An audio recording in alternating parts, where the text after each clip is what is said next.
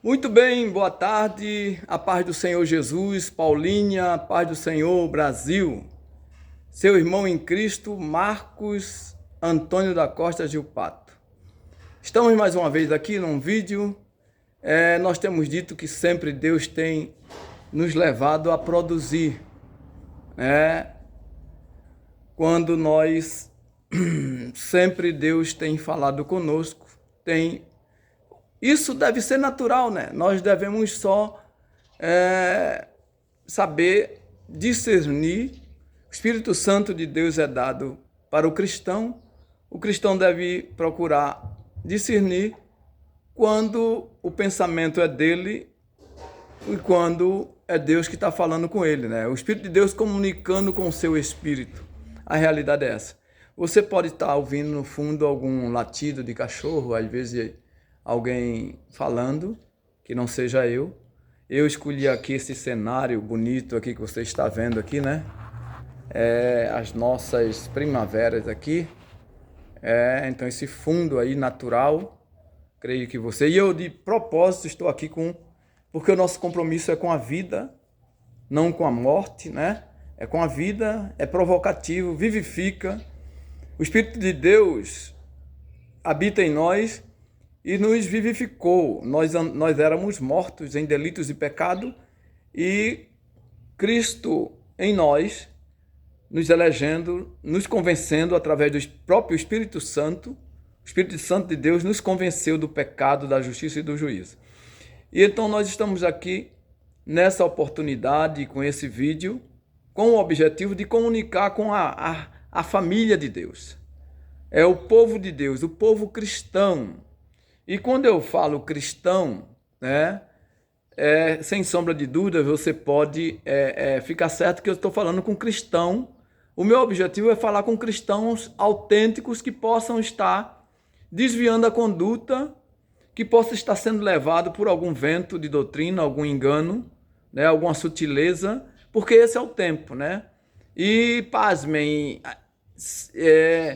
os enganadores do presente século podem se utilizar da palavra de Deus. Então, a passagem da tentação de Jesus, lá em Mateus 4, né? Se eu não estou enganado, deixa eu ver, Mateus 4, confirmar, né? Porque tirar a dúvida. A tentação de Jesus, Mateus 4, mostra ali o diabo se utilizando da própria palavra para tentar Jesus, para dissuadir, para tirar Jesus, tentando tirar Jesus do cumprimento da sua missão, da obediência ao Pai. E da maneira mais sutil, mais sagaz possível, ele tentou enganar o Filho de Deus, pasmem. O Filho de Deus, imagine, se ele é tentador, enganar o Filho de Deus, imagine nós, criaturas, hoje filhos, né? Claro, sem comparação, né? Nós e Jesus Cristo, Deus, homem, Deus conosco, né? E o diabo teve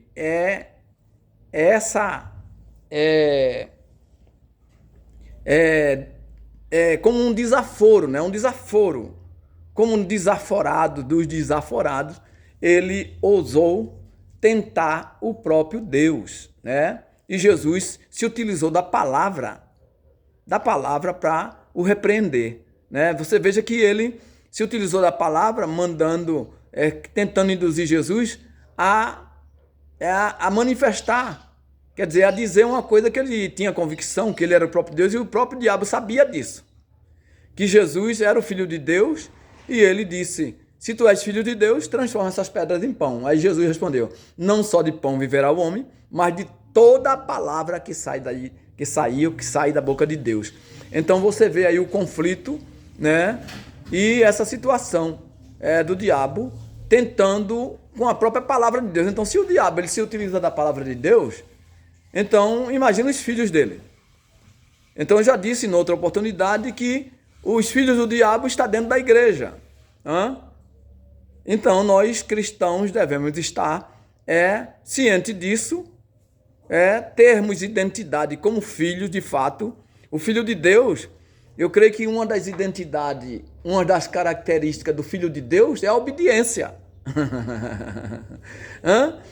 Então, se nós desobedecemos, a gente fica, né? Não que a gente já se declara filho do diabo, né? Porque o filho do diabo mesmo é o mentiroso, é o que fomenta mentira, é o que gosta de enganar. Então, esse é filho do diabo mesmo, o que mente e que vive na mentira, vive nessa prática e apoia a mentira. Então, os mentirosos, a mentira é produto do diabo, e não só a mentira, como o próprio Cristo falou na explicação da parábola do joio, explica para os discípulos que o joio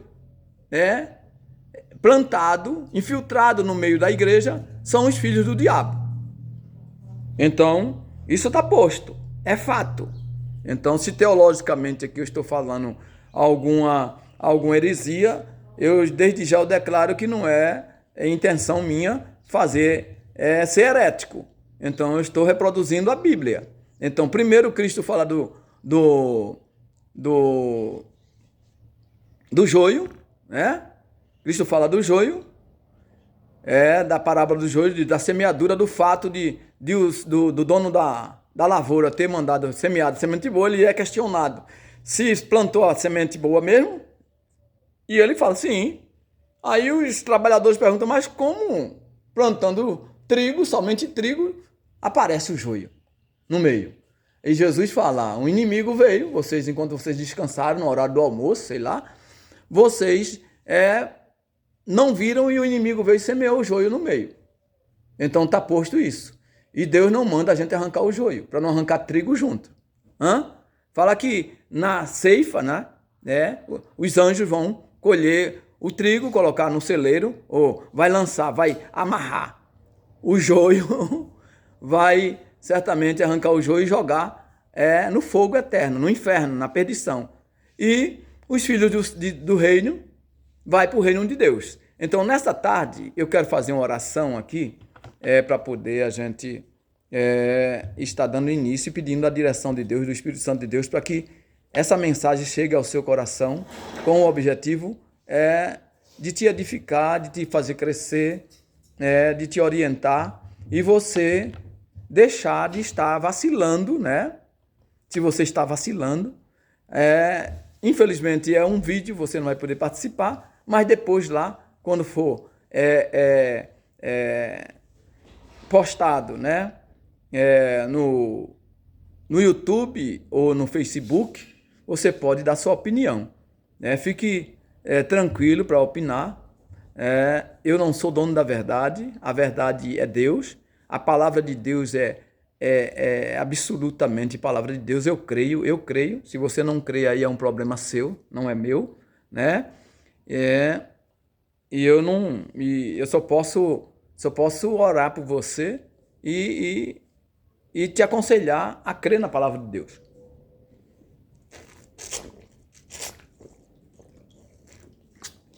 E antes que eu esqueça, eu quero me solidarizar com os nossos irmãos gaúchos, né, no Rio Grande do Sul, com a tragédia lá, aquela enchente, aquela tempestade, né? E lamentavelmente vidas perdidas, não se sabe o número ainda, tem casas que vai ser vista ainda, pode ser que famílias inteiras. Eu lembro quando em 70 eu estava em Caixa d'Água, eu tinha 10 anos de idade, teve uma cheia lá do rio Beberibe, Caixa d'Água, em Recife, Pernambuco, e eu estava lá, pasmem, eu estava lá, morava numa região próximo do rio Beberibe, e alagou, e eu lembro que minha mãe estava dormindo, me permita contar esse testemunho, para ver como Deus é magnífico, é maravilhoso, não há palavras para expressar. Morreram muita gente, né? Não sei por que cargas d'água, né? Eu não morri também, mas era a família inteira que iria morrer, porque eu não dormi naquela noite. Olha só, não dormi, e estava chovendo, e minha mãe deitada numa cama separadamente, eu lembro que tinha um berço, 10 anos eu dormia no berço ainda, que coisa. Eu lembro muito bem que tinha um berço, e eu estava lá observando a água subindo, e minha mãe numa cama de campanha, não sei se você conhece cama de campanha, essas que se fecham. Minha mãe deitada lá, e a água já estava molhando já. o colchão, ou aquela lona que... E minha mãe não acordava. E eu acordei ela. E naquela noite nós saímos daquele lugar. E fomos embora para outro lugar. E no outro dia, mais de 18 cadáveres, pessoas, famílias inteiras mortas, em caixa d'água no ano 70, né? Nos anos 70, no ano da Copa, né? Então, dito isso, vamos orar. Justo, maravilhoso Deus, Senhor dos céus e da terra, louvado e exaltado seja o teu nome. Eu te louvo, Senhor, eu te agradeço, porque tu nos dá essa condição para gravarmos, Senhor, este vídeo através desta ferramenta do smartphone. Meu Deus, e que esta mensagem, esta fala, essa conversa chegue a milhares de ouvintes. Meu Deus, não é fácil para mim alcançar tanta gente. Não tem sido fácil, porque nós não temos recursos. Meu Deus, mas nós temos a Ti, Senhor dos céus e da terra. Meu Senhor, e Tu sabes, tanto quanto eu, sabes muito mais que eu, Tu és Deus, a necessidade que há de orientar pessoas que são minimamente educadas, capacitadas para entendimento da verdade. Infelizmente, nessa sociedade nós vivemos nessa situação e nós entendemos que para isso Tu enviaste o Teu Filho amado para fazer justiça por nós, justiça espiritual contra Satanás e também nos libertando e essa liberdade se produzindo, além de espiritual, liberdade social. Em nome de Jesus, nós te oramos, nós te agradecemos. Vai ao encontro do necessitado, Senhor. Eu não posso ir, mas a tecnologia pode, Senhor, levar esta mensagem para o mundo, para os necessitados, para levar liberdade aos cativos, né? Para soltar das prisões pessoas que estão sendo enganadas.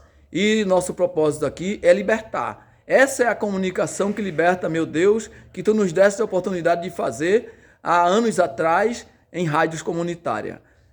Para a Tua glória, não é para a minha glória, não é para o meu bem. É a nossa preocupação com o Teu reino, com a Tua obra. Em nome de Jesus é que nós estamos aqui, para a glória dEle e para a Tua glória. Amém. Muito bem. Com certeza você vai ver falhas aqui. E eu quero falar, o tema que nós escolhemos para esta mensagem denunciar o mal é dever da igreja. Antes de qualquer instituição criada pelos homens, mesmo a igreja sendo, vamos dizer assim, sendo instituída a partir de Cristo, e você sabe que na história, a contagem, a partir de Cristo, há uma nova contagem, né? Antes, depois de Cristo, a história está dividida assim, antes, depois de Cristo. E nós queremos aqui derrubar alguns como eu diria, estigma, talvez não seja essa palavra, né? Mas, em suma, é mostrar para você verdades, com base na Bíblia. Se Cristo veio, então denunciar o mal é dever da igreja. Então, Cristo veio para trazer liberdade. Liberdade através de quê? Através da graça, através do perdão. Cristo veio para morrer, pagar por nós, para nós obtermos o perdão. Isso é a graça imerecida. O homem não merece.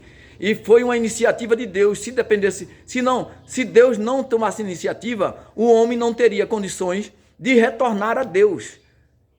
Devido à queda desde o Éden lá. Então o homem por si só não tem forças, não teria condições nem de pagar pelo sacrifício para a redenção. O que é Cristo vindo ao mundo? Cristo vindo ao mundo é Ele vindo facilitando, Ele é o facilitador. É o próprio Deus, é o facilitador da nossa reconciliação. E o que é reconciliar? Reconciliar significa trazer paz, trazer união, trazer bonança, né? Trazer harmonia, trazer equilíbrio, trazer amor, com base no amor ágape, o amor de Deus, a caridade de Deus. Glória a Deus. Dito isso, né?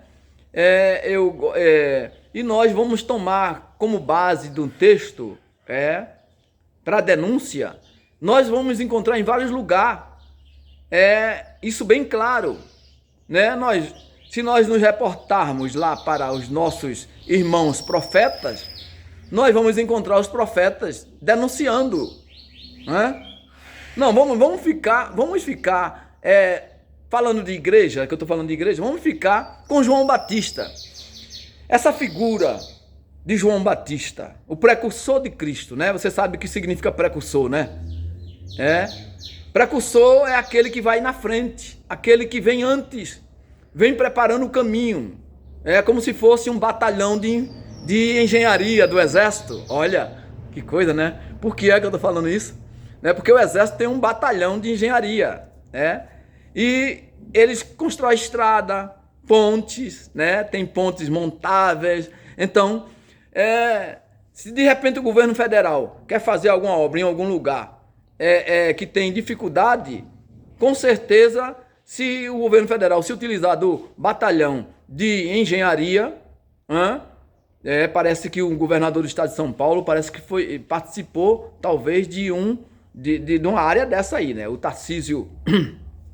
Então, o nobre governador do estado de São Paulo, o Tarcísio. Então, a engenharia iria na frente, preparando o caminho, indo na frente e abrindo o caminho. É como se você estivesse dentro de uma selva, né, amazônica, e quisesse entrar com caminhões e com aquelas árvores tudo na frente. Então tem que ir um grupo especializado, né, para ir derrubando, abrindo, desmatando, para fazendo o caminho. É quando, né, quem vive na Amazonas, no mato, sabe muito bem. Eu tenho pelo menos 2 facões ali, que eu estou dentro de uma área de APP, em Paulínia, e como cuidador ambiental, eu me denominei cuidador ambiental, não sei se existe essa expressão nacional, mas eu creio que sou um dos primeiros, talvez. Existe guardião, existe, né? Mas com essa questão do meio ambiente, então, eu resolvi não, já que eu estou aposentado, né? Eu digo, não vou mais ocupar emprego de jovem, desempregados, que tem aí muitos querendo o primeiro emprego, querendo, né, uma oportunidade, e pais de família desempregado, né? Aí desempregado, então não caberia, mesmo eu com um saláriozinho desse pequenininho, eu digo, não, eu tenho Deus, Deus vai me ajudar a potencializar esse meu salário, e eu não vou cometer esse pecado de ocupar, apesar que é um direito dentro da lei formal do homem, né, da lei, um aposentado não está cometendo crime por estar trabalhando, né? Não é crime. Pode não ser crime, mas pode ser imoral, principalmente para cristão que tem um salário razoável e está querendo mais, apesar de ser direito, mas é imoral. É imoral, me permita dizer isso, que é imoral, né? Eu vejo assim, pode ser a minha opinião, posso estar errado, você pode achar ruim, né? Mas eu estou muito tranquilo com isso. Tem pessoas que precisam, que aposentado que não ganha quase nada, salário mínimo, e aposenta e o dinheiro não dá nem para pagar remédio, né? Está debilitado e não paga. Aí então isso até justifica. No meu caso, eu estou numa situação mais favorável, e então eu posso usufruir dessa situação. Então dá para mim sobreviver com um pouco mais de um salário mínimo. Meus filhos estão todos formados e não depende de mim, graças a Deus. Isso é uma bênção, né? Além deles ser bênção como filhos, né? E flechas, armas na minha mão, se eles quiserem ser utilizados como arma, né? Se eles quiserem, eu não posso obrigar, né? Mas a Bíblia, Salmo 127, fala que os filhos são armas, são setas, são flechas. E eu vejo flechas com o quê? Como o quê? Como um instrumento de guerra, de batalha. Pelo menos dos indígenas. Oh, glória a Deus. Mas lembre-se, esse vídeo é da comunicação que liberta. Eu me denominava no programa Boas Novas de Verdade, que fiz por um longo tempo em rádio comunitária, como um protestante no ar. Marquinhos Costa, um protestante no ar. E a comunicação que liberta. Então o nosso objetivo aqui não é é escravizar, é libertar espiritualmente e socialmente. Doa quem doer, custe o que custar. Entendeu? A igreja é isso. A igreja é isso. Então, por isso que eu estou falando, denunciar o mal é dever da igreja. Então, se a igreja ela está limitada em denunciar o mal, alguém pode dizer assim, o mal pode estar aqui, né, entre aspas, pecado. Então, todos os males pecado, é crime. Né? O mal pode ser crime. Então, a igreja, a igreja ela está para pacificar, mas ela também não está para ser conivente com os erros. Não que a igreja tenha poder de polícia, né, ou de ministério público, ou de poder judiciário, nada disso. Né? Mas a igreja é uma instituição divina, humana. Né? Eu nunca ouvi isso na igreja, eu estou há 43 anos, essa explicação. Por isso que nós estamos aqui. Isso aqui é um púlpito online. Né? Aquilo que os pastores muitas vezes não falam por não ter conhecimento, né? Aí não entram nessa praia, não falam. E também muita coisa que eu falo aqui pode causar polêmica, e aqui é o espaço que você pode dar sua opinião, né? Respeitosamente, e nós podemos nos entender, aprender um com o outro. Eu estou sempre aberto a aprender, mesmo com 63 anos, queria eu poder estar colando, pegando um canudo de alguma área, eu gostaria, mas querer não é poder, né? Então eu vou lendo os livros, né? Eu vou de uma forma autodidata, me abastecendo de conhecimento, né? E tem essa possibilidade, assim como tem cursos EAD, né, à distância. Tem alguns dizendo, não, isso aqui não pode se estudar, aprender à distância, não pode. Aí pode. Pode ser que tenha uma certa... É claro que o ensino presencial com o professor, você podendo confrontar, né? Perguntar na hora, com a ajuda dos colegas, né? É mais gostoso até, né? É mais substancioso, é mais rico. É claro que é. Né? Na sala de aula é melhor, sem sombra de dúvida. Agora, em EAD você tem que se desdobrar, você tem que ter disciplina. Apesar de você poder estudar a hora que você quiser, mas você tem que estudar. Senão, na hora da prova, você tá ferrado. Não adianta você querer que Deus lhe ajude. É o que você lê. Quando o Espírito Santo fala assim, aí lhe fará lembrar, é porque você tem o dever de estudar a palavra de Deus. O pastor não tem que ficar no seu pé como instigando você, como um opressor, como um terrorista. Primeiro que isso não é função de Deus, né? O diabo é que faz essas coisas obrigado. Deus, nem os homens de Deus, os filhos de Deus, não devem obrigar ninguém a nada. Deve ensinar, deve aconselhar. Eu tenho pavor de pessoas que não gostam de conselhos. Tenho pavor de pessoas que não gostam de... Eu tenho pavor de algumas coisas, como ser humano, falho do jeito que eu sou, pecador.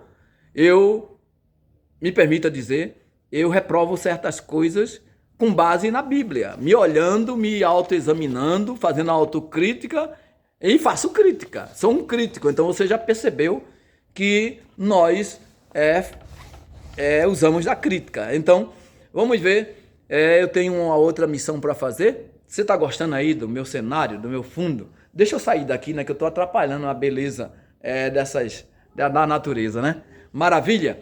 Então, glória a Deus, né? Veja que ousadia, né? Glória a Deus. Então, eu quero falar sobre a parábola do credor incompassivo, né?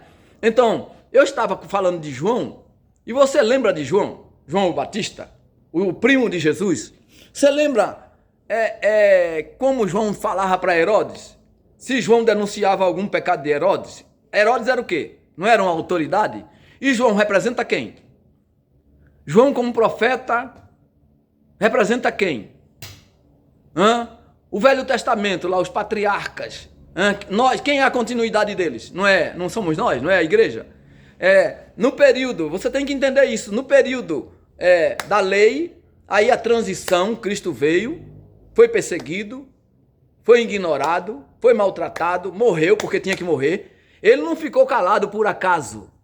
Tem alguns que falam aí, né? Você tem que ficar calado. Jesus calou até a morte, foi morte de cruz. Então, eles esquecem-se de que Jesus ficou calado, foi obediente, mas ele teve uma certa hora que ele falou com o Pai. Esquecem disso, que ele disse: Pai, Pai Santo, se possível, afasta de mim esse cálice, Pai. Olha como ele sofreu, ele suou sangue. Você já suou sangue alguma vez? Imagina a alma de Jesus, ele, Deus, tendo aberto mão de toda a glória que ele tinha para morrer por nós, para ser escarnecido. E ele pediu para, se possível, o Pai livrasse ele daquela... Mas seja feita a tua vontade, Senhor.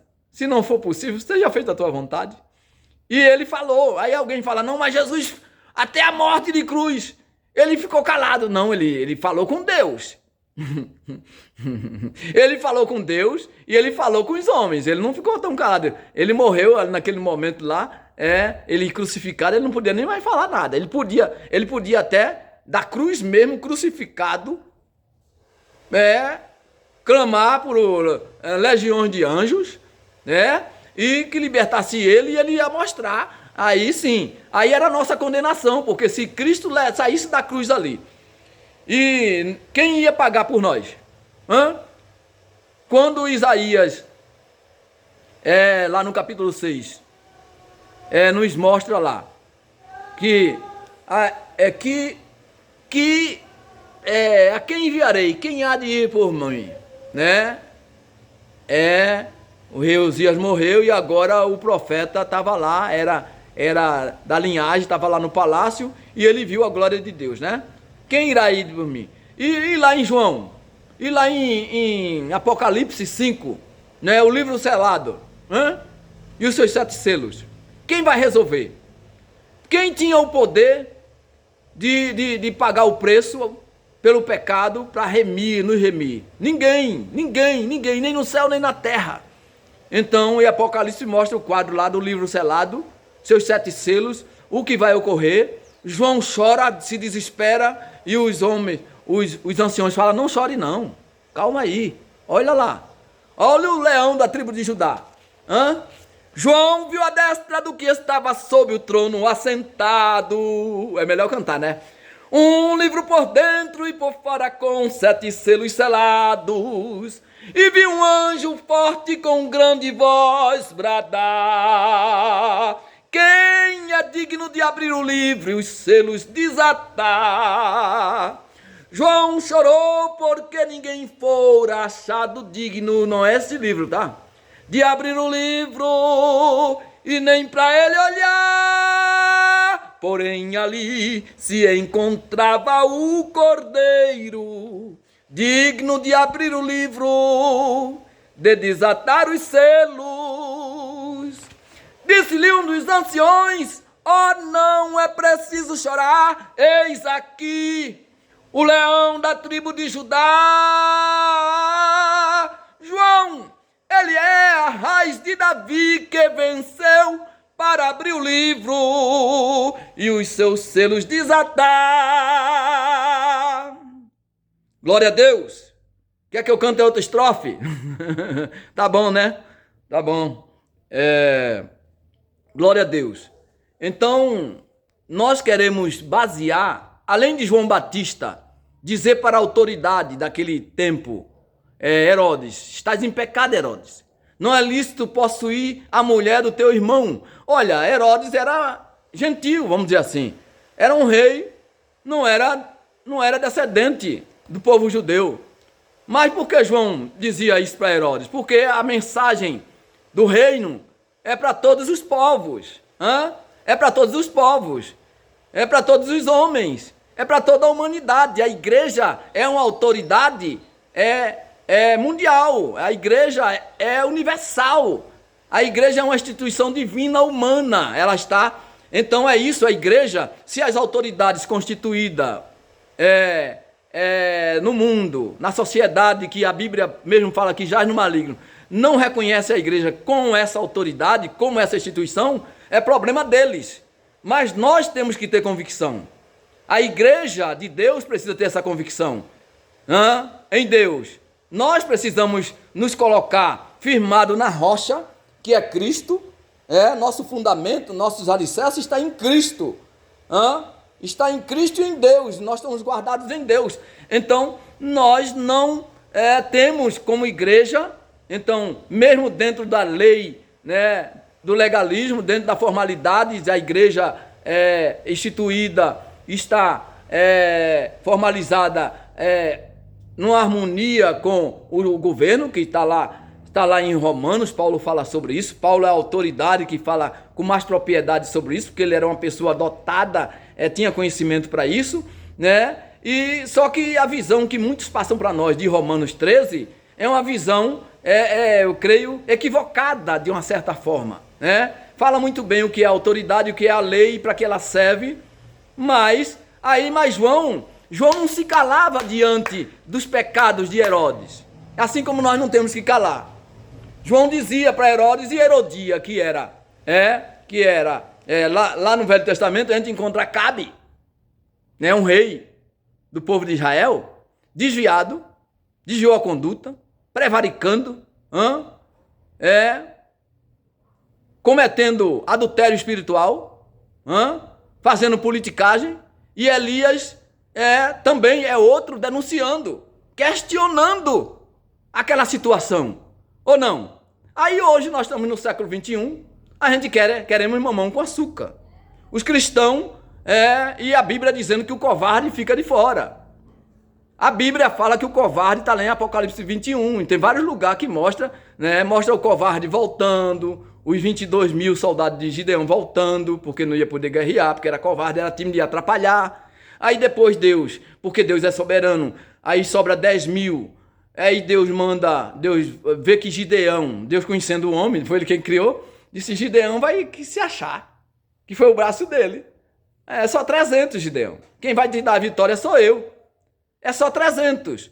Mas tinha 9.700 que não eram covarde, que estavam preparados para a guerra, vamos dizer assim, que estavam preparados. Vamos dizer que os 300 eram PQD, eram homens especiais. Você sabia que no exército tem homens que têm curso, que eles sozinhos entram num batalhão e destrói? Ele é capaz de destruir um batalhão inteiro? Tem essa especialidade, homens bem preparados, que é um perigo. Assim como existem anjos em cadeias, que se tivesse solto, estava fazendo miséria no mundo, e Deus mantém eles em cadeia e vai soltar no momento certo. Existe nas Forças Armadas homens bem preparados, né? Já ouviu falar dos PQDs? Já ouviu falar do Guerra na Selva? Então existem esses homens, que são homens com especialização em alto nível. Então, os 9.700 de Gideão, que voltaram, que não foram para a guerra, estavam preparados. Eles não eram, em primeiro lugar, eles não eram covardes, não eram frouxos. Como a gente vê muitos dentro da igreja hoje, frouxos, covardes, tímidos. Então eu estou falando isso com a autoridade de Deus, com a autoridade de Deus, com a ousadia de Deus. É o que eu tenho presenciado dentro desses 44 anos de fé, observando Deus me fazendo ver, perceber isso, observando. Quando eu falo que sou observador social, talvez alguns até acham, quem é esse? Tá na maionese, tá? Mas desde do serviço militar que Deus vem me mostrando as contradições desde lá, Então, só para você ter uma ideia. E quando nós viemos de Pernambuco para cá, por motivo pessoal, nós não viemos aqui para arrumar emprego, porque a gente estava desempregado, não, a gente veio por questões pessoais, familiar. Nós viemos para o estado de Pernambuco, não vim aqui para ganhar dinheiro. É como eu falei outro dia num partido, eu estou aqui por Deus, ninguém me convidou, não foi ninguém que me convidou a ser filiado de um partido, E um certo político aí, que eu não vou falar o nome dele, depois foi me cumprimentar e me parabenizou pela expressão. Não foi, porque se depender dos políticos, muita gente não vai lá, porque eles não querem. Tem pessoas que têm naturalmente vê coisas que eles não querem que vejam. Na política, nessa política que está aí, partidária, nesse veneno que está aí dentro das igrejas. Então, e tem gente que não sabe nada, que está sendo conduzida como cegos por mercenários, pastores mercenários, que lançou esse veneno no meio do povo de Deus, quando o apóstolo Paulo falou lá que não deveríamos ser partidários. O apóstolo Paulo, a autoridade que eu acabei de falar nesse instante, No entanto, esses homens hoje, na pós-modernidade, trouxe esse veneno, quer dizer, já estava. Na verdade, já estava. A política sempre, né? Porque a política é administrar. Agora é o modelo, né? É o pecado, é a ganância, é a avareza. Primeiro, um homem de Deus não deve ser avarento, né? Então você vê uma pessoa correndo atrás de riqueza, ambicionando isso, ambicionando aquilo, né? E não vê os conselhos da Bíblia. A Bíblia aconselha a gente tomar cuidado e não correr atrás de riqueza, não correr atrás de bênção. A bênção que tem que acompanhar os cristãos, não é os cristãos ficar correndo atrás de bênção. Então, dito isso, e eu creio que aí eu vou ler o texto para embasar, para dar sustentação a isso que eu estou falando, para mostrar a denúncia no Novo Testamento também, já falei de João Batista, e vou mostrar esse aqui, ó, o credor incompassivo. Olha só, credor, né? Quando nós falamos de credor, se nós formos puxar no dicionário, vai ser alguém que dava crédito, talvez, que mexia com questões de valor, né? Vamos ficar por aí, que eu vou lhe dever isso porque eu não pesquisei, eu até fui tocado, mas findei. Eu não ia nem fazer esse vídeo agora, mas eu estou fazendo e que eu tenho outra missão a fazer. Você vê que a gente se vira nos 30, né? E não é missão gerando isso aqui não, é voluntária. Então veja bem o que diz, olha. A parábola Mateus 18, a parábola do credor incompassivo. Ouça. Versículo 23. Por isso o reino dos céus pode se comparar-se a um certo rei que quis fazer contas com os seus servos. E, começando a fazer contas, foi-lhe apresentado um que lhe devia 1.000 talentos. Então pegou o maioral, pegou o grandão lá que devia muito. 1.000 talentos, guarde isso. 1.000 talentos, muito dinheiro. E, não tendo ele com que pagar, o seu senhor mandou que ele e a sua mulher e seus filhos fossem vendidos com tudo quanto tinha para que a dívida lhe fosse lhe pagasse. Então aquele servo, olha só, olha a situação desse credor. Então ele ficou desesperado. O que é que eu vou fazer agora? Eu tenho que me humilhar. Então aquele servo, prostrando-se, o reverenciava, dizendo: Senhor, seja generoso para comigo, e tudo te pagarei. Agora você atente para esse detalhe aqui. Olha a atitude do Senhor, daquele rei, né? Aqui fala que era um rei, Jesus fala um reino, né? Aí veja a prestação de contas. Tem muita gente aí que não gosta de prestar conta, né?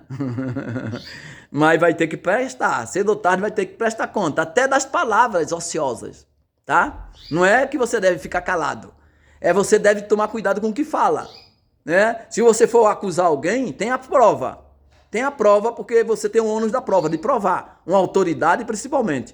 Tem a prova. Então o senhor daquele servo, movido de íntima compaixão, soltou e perdoou-lhe a dívida. Olha só, 1.000 talentos, perdoou-lhes a dívida. Então isso significa dizer que filho, mulher e os bens estava intacto. Oh, glória a Deus. Isso tem a ver com Deus. Perdão da dívida, oh, aleluia. Você está sentindo aí o poder de Deus? Você pode sentir o poder de Deus? Então, livre.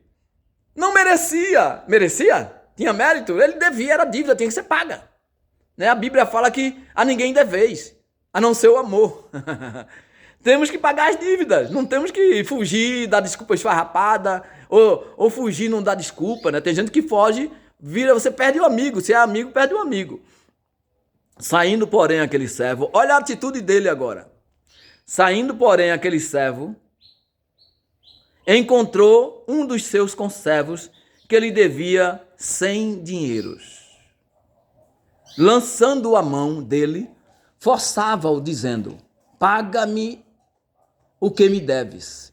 Então o seu companheiro, prostrando-se aos seus pés, rogava-lhe, dizendo: seja generoso comigo, Isso é Jesus contando, hein, essa parábola. Ah, tem coisa a mais, eu não falei nada para você. E tudo te pagarei. E ele, porém, não quis. Antes foi cerrá-lo na prisão até que pagasse a dívida. Oh, glória a Deus. Aí eu vou dar um passo atrás com você. Vamos voltar ao versículo 27. Então o Senhor daquele servo, movido de íntima compaixão. Eu só encontro em alguém essa íntima compaixão. Só em Deus, só em Jesus. Tem passagens bíblicas, né, que eu ia anotar aqui, como eu estou fazendo de improviso aqui, eu ia fazer um rascunho com essas, né? E você pode procurar aí essa expressão. É íntima compaixão. Não é qualquer compaixão, é íntima, profunda, no coração, do amor ágape. Oh, glória a Deus! Maravilha, não é? Foi essa íntima compaixão que Deus usou para conosco, para nos perdoar, que se adiantou mandando o que ele tinha. Olha, o Filho unigênito de Deus. O Filho unigênito, único Filho. Deus, ou seja, Deus, o próprio Deus, Deus conosco, o Emanuel. Então você viu, eu voltei aqui de propósito, para você sentir o poder, sentir a unção de Deus, entendeu? Íntima compaixão, soltou e perdoou-lhe a dívida. Não foi assim que Jesus fez com você? E você tem perdoado também? Hã? Você tem perdoado? Tem disposição de perdoar? Tem gente que não é possível perdoar. Hã? A Bíblia fala que Jesus, Deus põe os nossos pecados no fundo, no mar do esquecimento. Ele não fica passando na cara da gente. Ele não fica passando na cara. O Espírito Santo pode até, cobrar de nós. Mas o próprio Deus, o Deus Pai, não fica passando na cara da gente. O Espírito Santo, porque ele está em nós para isso, ele pode nós dando sensibilidade, tendo sensibilidade e dando ouvido, porque nós falhamos muito nisso. Outro dia Deus estava falando comigo, eu tenho que dar ouvido, ouvir o Espírito Santo, eu tenho que conversar com ele está em mim, ele mora em mim, eu tenho que ouvi-lo, Eu tenho dito para alguns que eu estou ali no paraíso das acácias, é uma proposta de futuro, eu chamo de paraíso, né? Mas eu digo, aqui, no paraíso Deus fala, é um lugar de mata, um lugar de risco, Se você vacilar, você pega maculosa com as capivaras. Mas o mundo todo é perigoso, né? Viver é perigoso, Mas nós não devemos abusar nem tentar Deus, Tá? Então, vamos prosseguir aqui, para a gente finalizar, já estamos mais de 40 minutos, e eu vou ver se termino antes de 1 hora, que eu tenho o que fazer, mais o que fazer. Não que isso aqui não seja importante, isso aqui é muito mais importante, Aí ele falou, ser generoso comigo, o versículo 29, no final, ser generoso comigo, o conservo, tudo te pagarei. E ele, porém, veja a atitude do que foi perdoado, 1000 talentos. Ele, porém, não quis, antes foi encerrá-lo na prisão até que pagasse a dívida. Olha só. Aí você foi perdoado, você é abençoado e agora não abençoa. Jesus nos chamou, nos salvou para nós salvar, nos abençoou para nós abençoar. Não para... Jesus fala, a palavra de Deus fala assim, abençoai, não amaldiçoai. E tem gente que tem uma facilidade para praguejar, para amaldiçoar, para condenar, para julgar temerariamente, Porque o problema não está nem no julgar. O problema está em ir com a sentença pronta. Já vai com a sentença pronta, não está condenado, está no inferno. Por isso que Jesus aconselhou nós, não julgueis para que não seja julgado. Então, você tem que perguntar para o Espírito Santo, para pegar a interpretação correta. Aí tem gente, tá me julgando, só Deus pode julgar, só Deus pode julgar. Não, eu não posso tá de braços abertos, eu tenho que julgar, de alguma forma, alguma coisa eu tenho que julgar. Eu tenho que, hoje em dia você anda na rua, você não sabe quem é ladrão. O cara tá bem vestido de paletó, Não é porque tá sujo que é ladrão, Você não sabe, não dá pra identificar. A pessoa pensa que o miliante é só o que tá todo rasgado, não é, o cara tá de terno e gravata. Tem pastor roubando, ou não? É lamentável falar isso, E tem muita gente dizendo que pastor é ladrão, assim, comparando com políticos.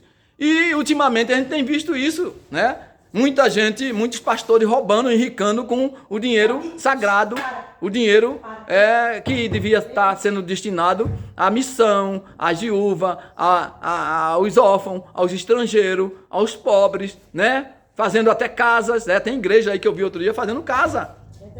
Não estava esperando o governo, não, estava fazendo casa. Tem igreja aí fazendo casa para os necessitados. Porque entra dinheiro.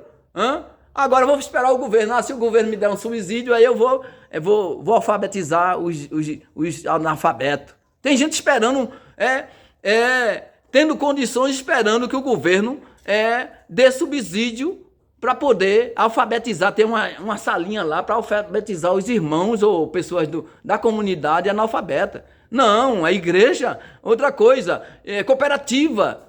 Cooperativa, gerar renda para as pessoas. Por que eu vou só administrar o dinheiro que entra? Por quê? Eu sou banco agora? Para ficar administrando o dinheiro que entra? Eu sei, a igreja tem muita responsabilidade, tem muita coisa em que aplicar, é verdade.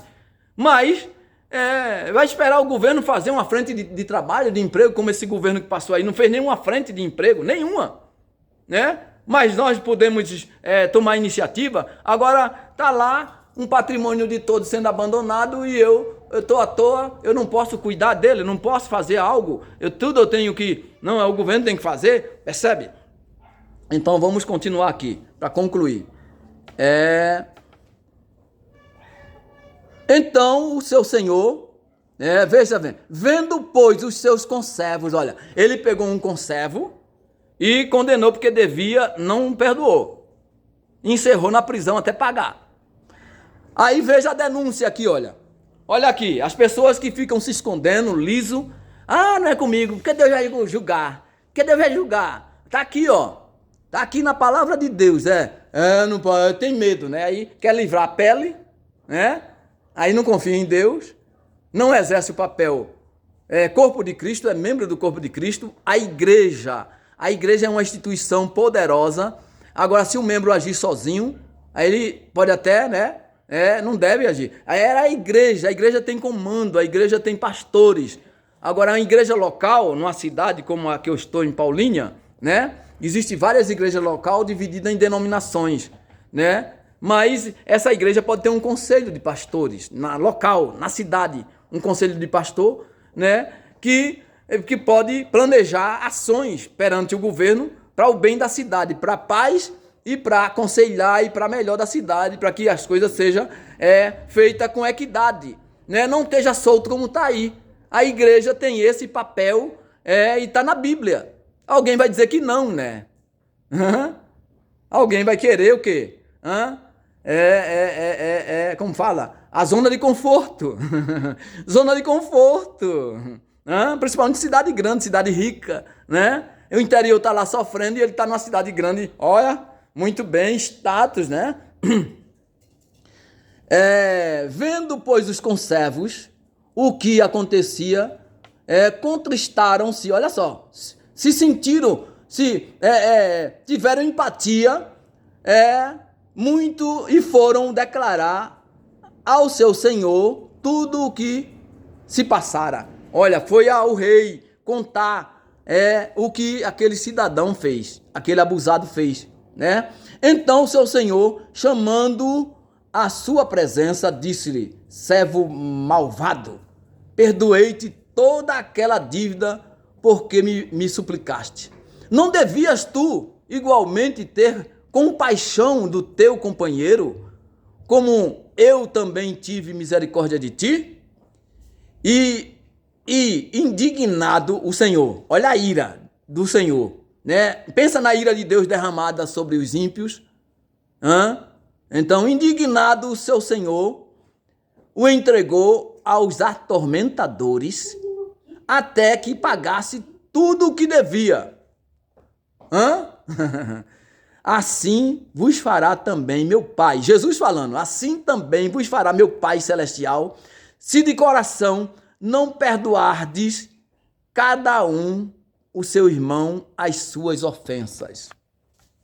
Tá? Então, aqui Jesus dá conotação da questão do perdão para a salvação. Se eu não perdoar, não serei perdoado. Então, tá? Então, O perdão tem que ser prioridade. Agora, não que a gente vai estar alimentando pecados, crimes, né? Desvio de condutas.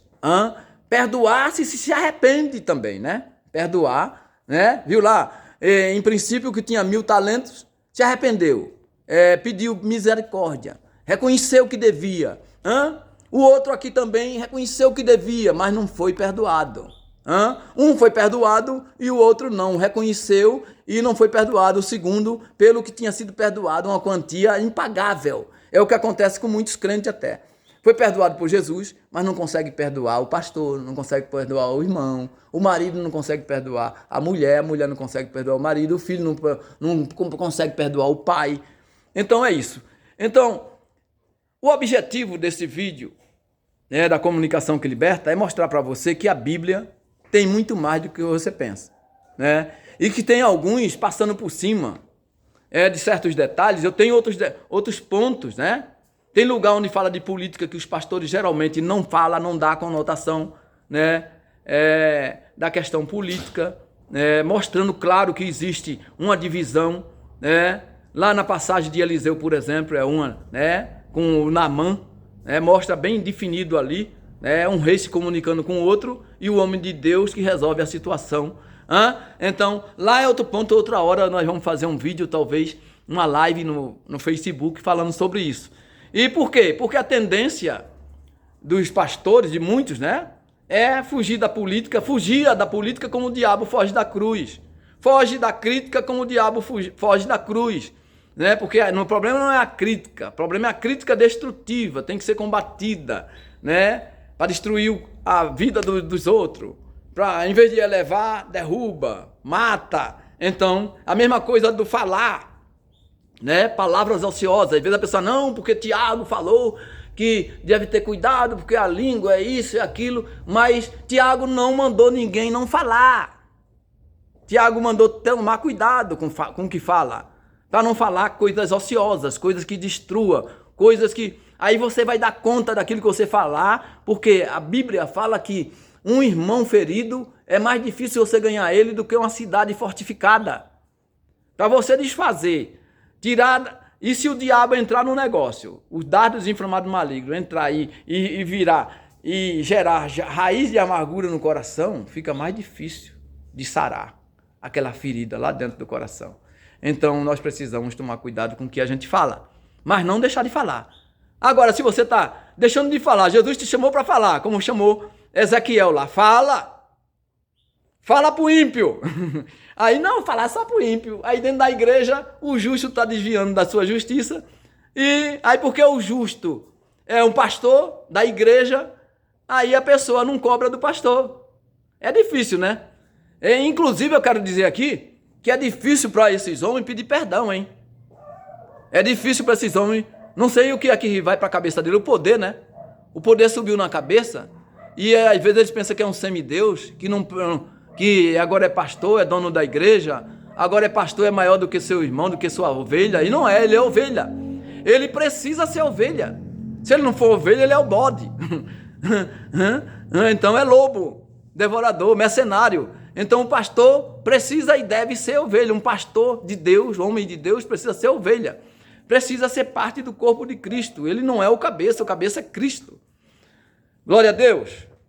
Talvez eu pensei em fazer melhor esta live, mas é tudo que no improviso a gente tem, né? E a gente espera a sua manifestação. Eu tenho aqui provocado alguns irmãos aqui em Paulínia a discutirem problemas da cidade, né? E não vinha hoje, esse agora, um ano eleitoral agora, depois eu vou fazer uma live sobre isso, né? Para você saber como melhor escolher um irmão que é candidato. Não, né? Eu sou contra radicalmente o pastor ser candidato. O pastor. Mas ele, quanto cidadão, ele tem direito. Aí a gente aconselha que ele se desligue da igreja, principalmente se ele não for um pastor da igreja, né? Alguns falam presidente, eu não gosto, porque dá conotação política para o negócio, é a organização.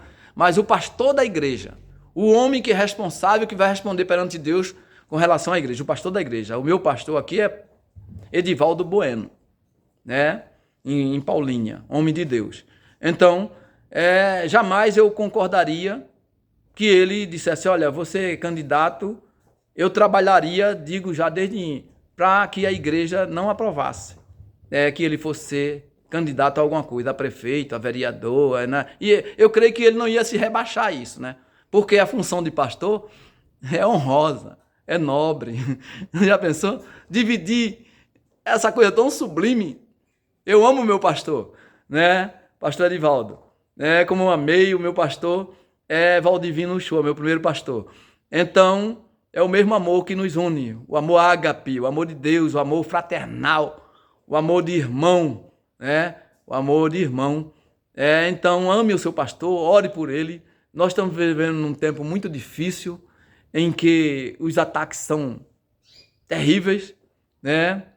E são difíceis de identificá-los até, né? A sutileza do inimigo, né? A gente está vendo aí a igreja, infelizmente, né? O pastor Sebastião não vai gostar. A igreja está dividida. E quando eu falo na igreja, né? Quando eu falo na igreja, eu falo a igreja de modo geral, não a igreja